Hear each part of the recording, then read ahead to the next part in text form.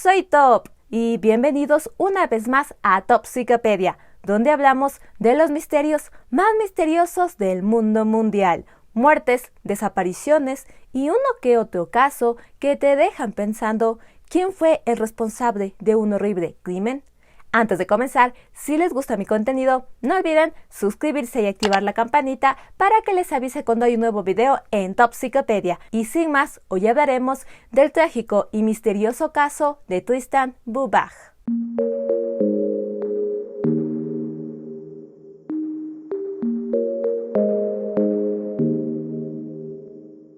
Tristan Burbach nació el 3 de octubre de 1984 en Frankfurt, Alemania.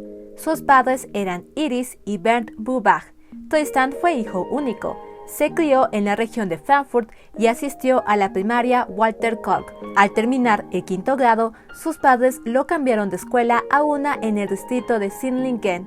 Lamentablemente, a la corta edad de 10 años, en 1995, su madre falleció.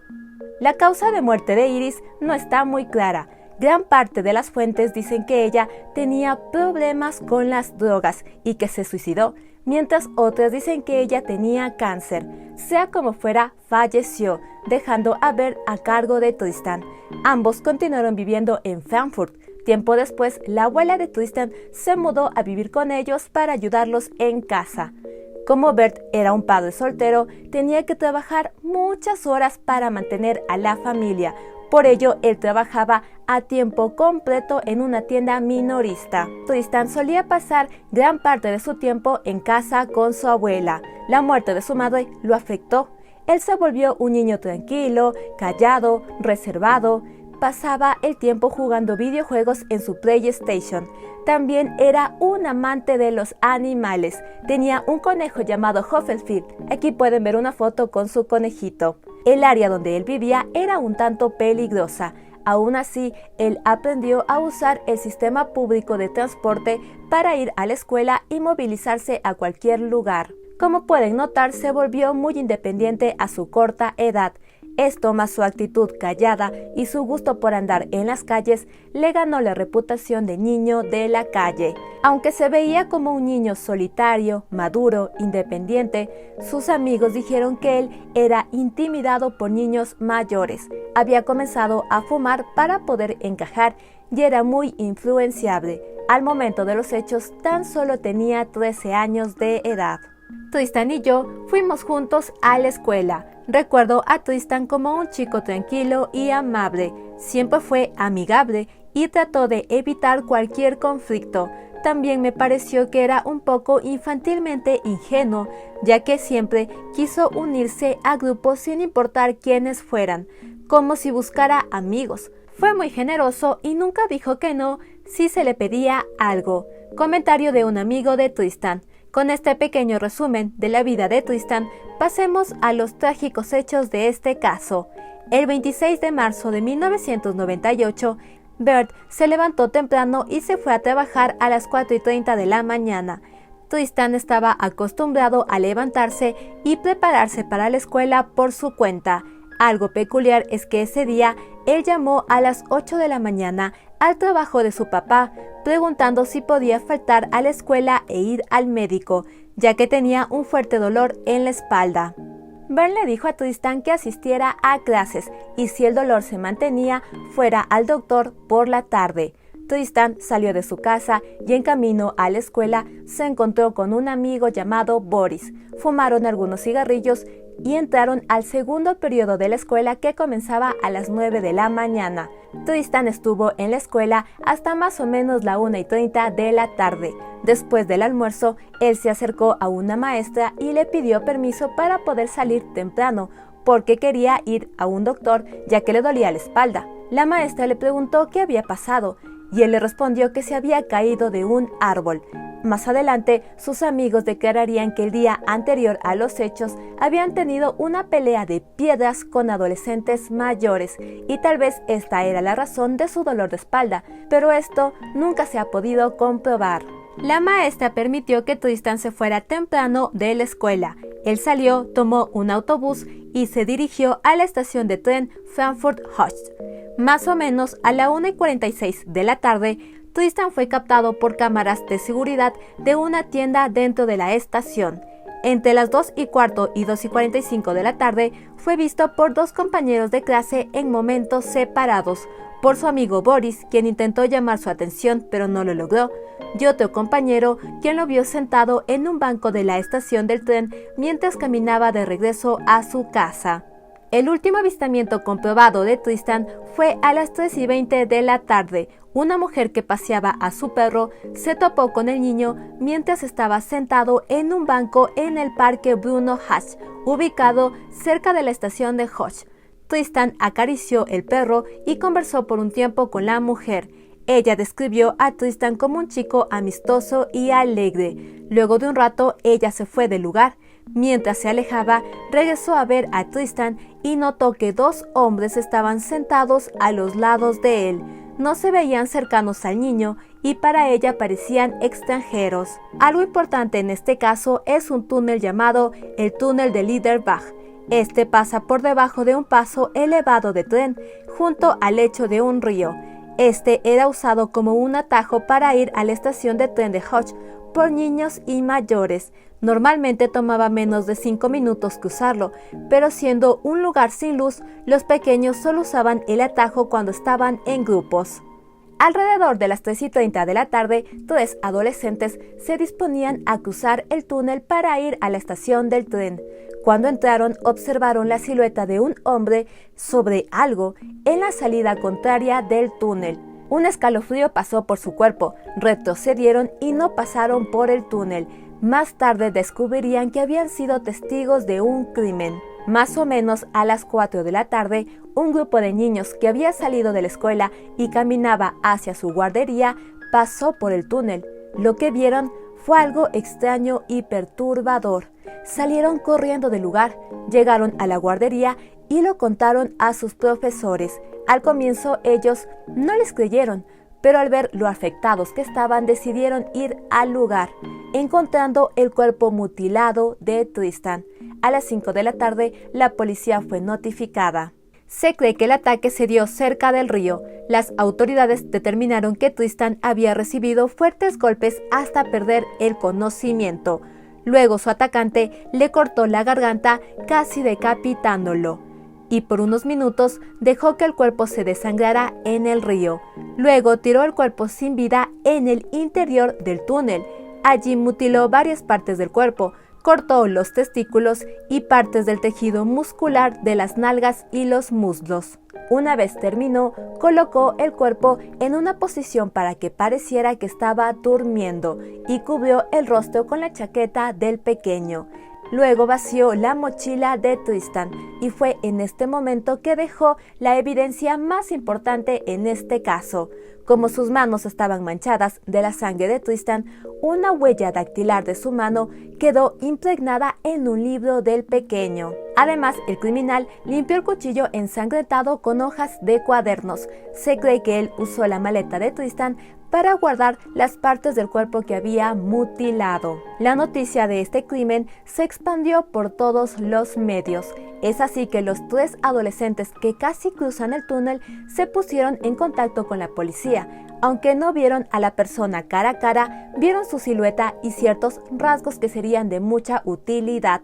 También una mujer se comunicó con las autoridades para informar que había visto a un hombre muy extraño y nervioso salir del túnel casi a la misma hora que los adolescentes.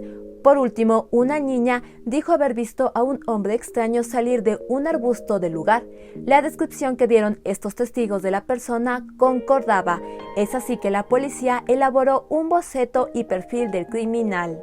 Se determinó que era un hombre de entre 20 a 30 años de edad en el momento del crimen. Tenía cabello largo, rubio, descuidado, que lo llevaba en una especie de trenza. De piel clara, posiblemente ojos azules, un labio leporino o cicatriz visible en el labio superior. Muy delgado, medía alrededor de unos 60 a unos 75 metros de altura. Su aspecto era descuidado, demacrado, mugriento y parecía no haber tomado una ducha en días. Al momento del crimen usaba una gorra de béisbol.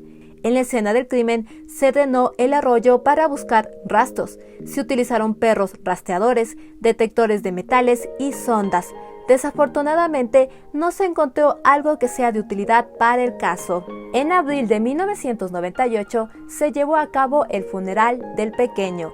Este se realizó con una ceremonia privada a la que solo asistieron la familia y amigos cercanos, ya que la familia le pidió a la policía que no revelara la fecha porque no quería que esto se vuelva un circo mediático. Mientras la policía seguía investigando quién podía ser el culpable de este crimen, tan solo días después del funeral, el 7 de abril de 1998, la policía recibió una llamada muy extraña. Un hombre llamó desde un teléfono público de la estación de trenes de Frankfurt, el mismo lugar donde Tristan había sido visto horas antes de su muerte. Polizei, hier ist Christian Marder. Wie bitte? Christian Marder ist hier. Sind Sie? Ja. Und Sie wollen sich selber stellen oder was? Ja. Ja? Wo sind Sie denn jetzt? Frankfurt Höchst. Frankfurt Höchst? Ja, und wo dort? Höchst Bahnhof. Am Bahnhof? Ja. Umgebracht. Sie haben ihn umgebracht? Ja. Wie sehen Sie denn aus? Wie groß? 1,80. 1,80. Haare? Schwarze. Schwarze Haare. Lange oder kurz? Lange. Lange Haare. Nehmen Sie mich fest. La policía rápidamente fue a la estación, pero no pudo encontrar a esta persona.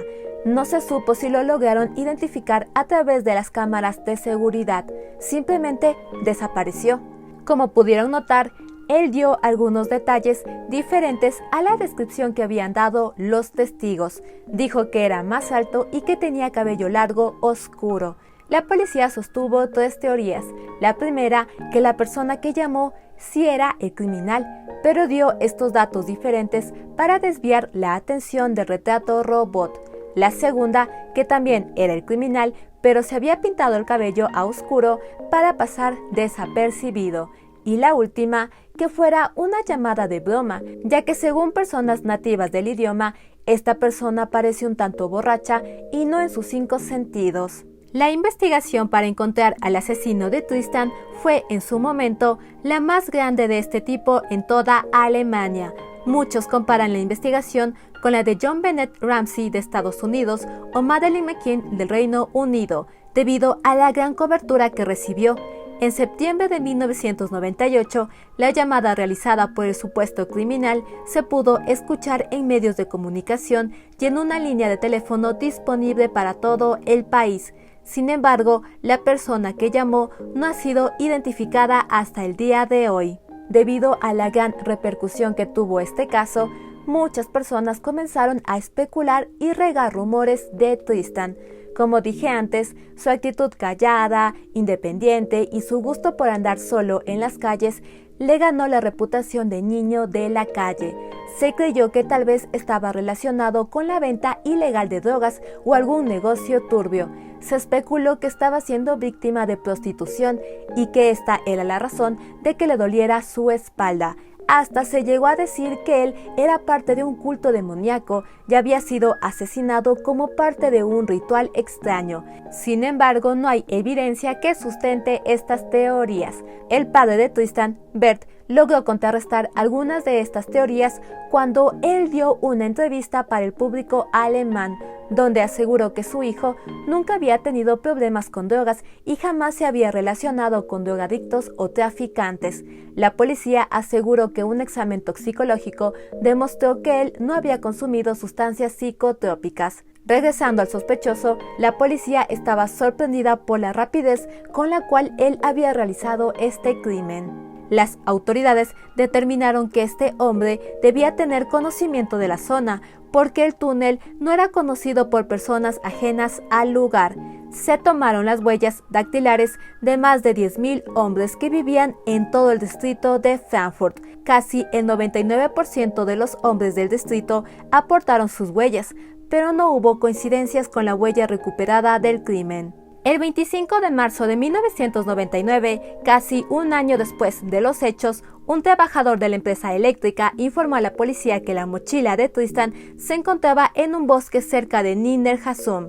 Este lugar está ubicado a unos 35 kilómetros de la escena del crimen. Él aseguró haber visto la mochila en el bosque hace varios meses atrás. Solo informó a la policía porque habían comenzado a buscar la mochila con carteles. Dentro de la mochila se encontró un mapa de Alemania en checo. Esto fue algo muy peculiar, ya que Tristan no hablaba ni entendía el checo. Por ello, las autoridades extendieron la búsqueda del criminal a la República Checa, Eslovaquia y demás países. Se investigaron en instituciones psiquiátricas a ex reclusos, criminales de guerra de la ex Yugoslavia y de la Legión extranjera francesa, así como en otros países europeos, América del Norte y Asia, pero no encontraron nada de utilidad. En octubre de 1999, la abuela de Tristan fue a visitar su tumba ya que recién había pasado su cumpleaños. Ella se horrorizó al notar que la tumba había sido profanada. Alguien había cavado, pero no llegó hasta el ataúd y dejó la tumba expuesta. Esto fue algo muy extraño y peculiar. La policía lo investigó, pero no pudo encontrar al responsable. Con la llegada de la nueva tecnología, la huella dactilar fue procesada digitalmente y comparada con una base de datos de más de 70 países. Pero no hubo ningún resultado. La policía siguió varias líneas de investigación hasta que en el 2016 la policía creyó haber encontrado al responsable. La policía anunció que Manfred Sill estaba siendo investigado por este crimen. Él era una persona normal, esposo y padre, dueño de un negocio y fanático de la música de jazz. Su esposa falleció en el primer semestre del 2014 y él murió de cáncer 4 meses después. En septiembre de 2014, su hija encontró restos humanos en un garaje que alquilaba su padre en Swisswald-Bach. Los restos pertenecían a Britta Simone Diallo, una prostituta que había desaparecido en el otoño del 2003. Lo peculiar es que Sill no alquiló el garaje donde se encontraron los restos hasta el 2008, lo que implica que se quedó con el cuerpo de Britta durante años y luego lo trasladó. La víctima había sido cortada de manos y pies con una sierra de mano, torturada y descuartizada. Después de investigar a fondo, la policía determinó un historial largo de secuestro, tortura, agresión sexual, asesinato y desmembramiento de varias mujeres jóvenes. Lo había hecho tan recientemente como en el 2003, pero sus crímenes se remontan a la década de 1960 y 1970 en el área de Frankfurt. La policía encontró bocetos y dibujos en las posesiones de Sill que mostraban de una forma gráfica y detallada qué había realizado con los cuerpos. También encontraron en la computadora del hombre una gran cantidad de gráfica y violenta. También se supo que tenía un gran interés en el canibalismo y necrofilia. 5 crímenes se le atribuyen a este hombre. La policía creyó que Sill era el responsable del caso de Tristan por la similitud en los cortes realizados en los cuerpos. Sin embargo, un grupo de expertos determinó que estos cortes eran diferentes. Además, Sill nunca había atacado a niños. Sus víctimas siempre fueron mujeres, adultas, altas, delgadas. Parecía tener un perfil de víctima muy específico y Tristan no encajaba en este. En octubre del 2017, después de comparar las huellas de Sill con la huella dactilar recuperada en la escena del crimen, se lo descartó completamente como sospechoso. Hasta aquí hemos visto la investigación policial que se ha llevado a cabo a lo largo de los años. Ahora pasemos a las teorías de este crimen. Una primera apunta al hombre rubio del retrato robot. Se supo que una semana después de los hechos, un hombre que encajaba con la descripción se presentó en un bufet de abogados, donde declaró: «Acabo de salir de la cárcel y volví a equivocarme». El asistente legal lo envió a otro bufet de abogados penales, al que no acudió esta persona. Varios testigos aseguraron que semanas antes del crimen habían visto a Tristan hablando con 2 personas. Una de ellas se parecía al retrato robot. Años después, varios niños del lugar, siendo ya adultos, hablaron con la policía y aseguraron que el hombre era un vagabundo local que era conocido por los niños pequeños que frecuentaban el atajo. Él solía molestar, seguir y acosar a los niños ofreciéndoles regalos. Los niños habían contado esto a sus padres, pero no les habían tomado en serio. Coincidencialmente, después del asesinato de Tristan, este vagabundo desapareció. Algo peculiar es que esta persona hablaba alemán sin ningún acento, lo que implica que no era un extranjero. Este dato se contradice con el mapa encontrado en la mochila de Tristan, aunque puede ser que simplemente los niños no recordaran que este hombre tuviera un acento. Aunque el retrato robot se ha mandado a varios países del mundo, nunca ha podido ser encontrado. Otra teoría dice que Tristan fue atacado por alguien quien conocía. Tal vez él se hizo amigo de alguien mientras vagaba por la ciudad. Se cree que ese día lo estaba esperando sentado en el parque. Recordemos que en menos de 20 minutos, en una distancia de 5 minutos entre el parque y el túnel, Tristan fue asesinado.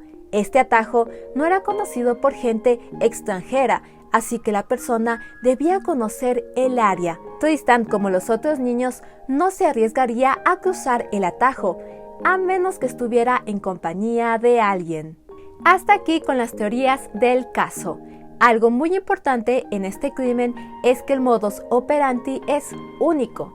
Niño atacado en plena luz del día, en un lugar de fácil descubrimiento, cortes realizados con precisión en lugares poco usuales del cuerpo, y algo que no mencioné antes es que los zapatos de Tristan fueron colocados sobre su pecho antes que el atacante huyera.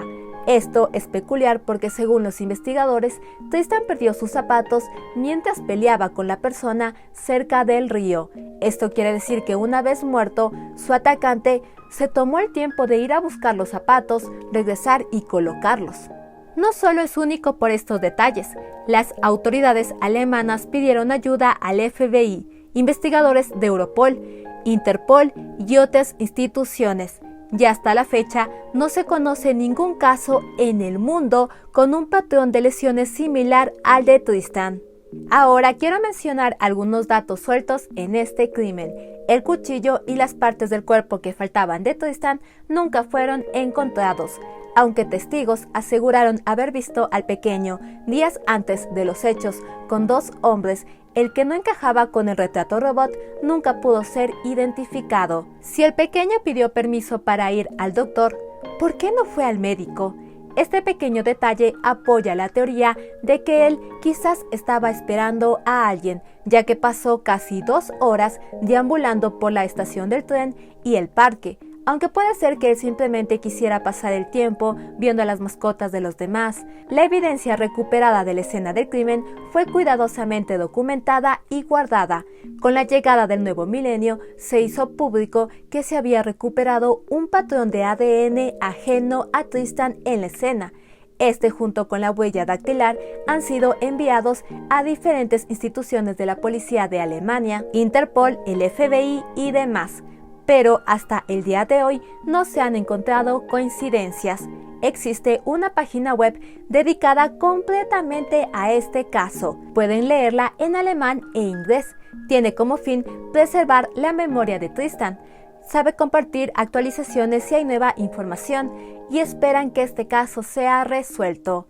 Por la brutalidad de este crimen y el hecho de no haber encontrado al responsable, con el paso del tiempo, algunos datos se han tergiversado y Tristan se ha convertido en una leyenda urbana de Alemania. Después del crimen, el túnel fue cerrado con rejillas por ambos lados, pero con el tiempo, una de las rejillas fue abierta. Actualmente casi nadie usa este atajo, pues la leyenda urbana de Tristan ha tenido gran impacto. Bernd Bubach siguió de cerca la investigación. Lamentablemente falleció en diciembre de 2014, sin que nunca se hiciera justicia en el caso de su hijo. En abril de 2018, el periodo de descanso de la tumba de Tristan expiró después de 20 años. Sin un familiar vivo, no había nadie que se hiciera cargo de los costos. Una iniciativa ciudadana recaudó fondos, pero descubrieron que por una ley no había forma de mantener las tumbas que se encontraban en esa área del cementerio. El cuerpo no fue exhumado, solo repavimentaron la tierra. Con ayuda de un grupo de voluntarios, se compró una parte del cementerio para crear un monumento de Tristan. Tristan era un niño alegre, buscaba amigos, no tenía muchos, la mayoría eran mayores que él.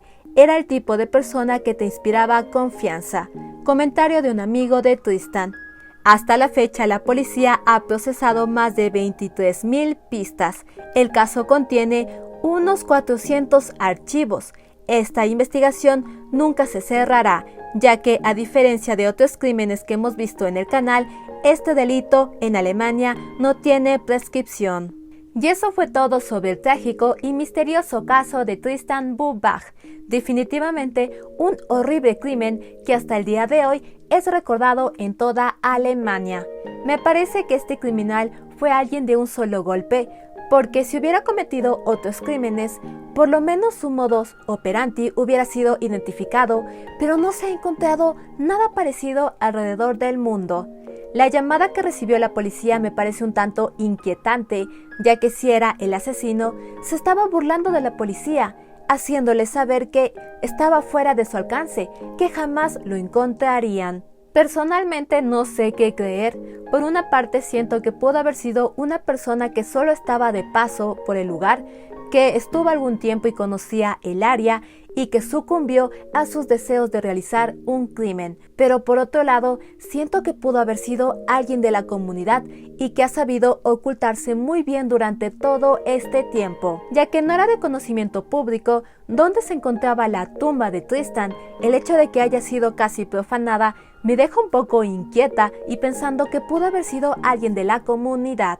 No lo sé, todo es muy ambiguo en este caso. Me ha dejado con un sabor amargo esta investigación, porque aunque hay mucha evidencia, el criminal ha sabido ocultarse muy bien y siento que nunca va a ser encontrado. Por lo menos, en este caso, la investigación nunca se va a cerrar. Quizás con los avances tecnológicos se pueda reconstruir el patrón de ADN y buscar descendientes de esta persona y así poder identificarla. Díganme ustedes, ¿habían escuchado este caso? ¿Apoyan alguna teoría? ¿Creen que fue alguien de un solo golpe o un asesino serial? ¿Qué creen que sucedió? Déjenme sus opiniones aquí abajo, como siempre yo las estaré leyendo. Tengo una consulta para ustedes por si saben la respuesta. Me he puesto a pensar que si en un futuro yo puedo tener ganancias de mi canal de YouTube, como saben yo le invierto más de la mitad de mi tiempo a Topsiclopedia para poder darles contenido y casos de calidad. Así que me he puesto a pensar que YouTube a veces desmonetiza cierto contenido o no permite que se moneticen cuando uno dice ciertas palabras y no estoy segura qué palabras son. Es por esto que en este video no mencioné una palabra, aunque yo he visto que existe contenido casi parecido a lo que yo hago y que son mucho más detallados y explícitos y aún así están monetizados, así que espero no tener ningún problema a futuro. Muchas gracias por ver mis videos. Quiero agradecer a toda la gente de Latinoamérica, Centroamérica y de España que ven mis videos. Su apoyo constante, las recomendaciones que me dejan, sus comentarios y opiniones, debatir teorías con ustedes, me motiva a continuar cada semana para darles material de calidad. Si les gusta mi contenido, no olviden darle like, comentar, suscribirse y compartir con todos sus amigos. Eso me ayudaría mucho. Pueden suscribirse en este momento aquí, donde está saliendo mi cara. Soy Top y nos vemos en un siguiente video en Topsiclopedia. Bye, bye, bye, bye.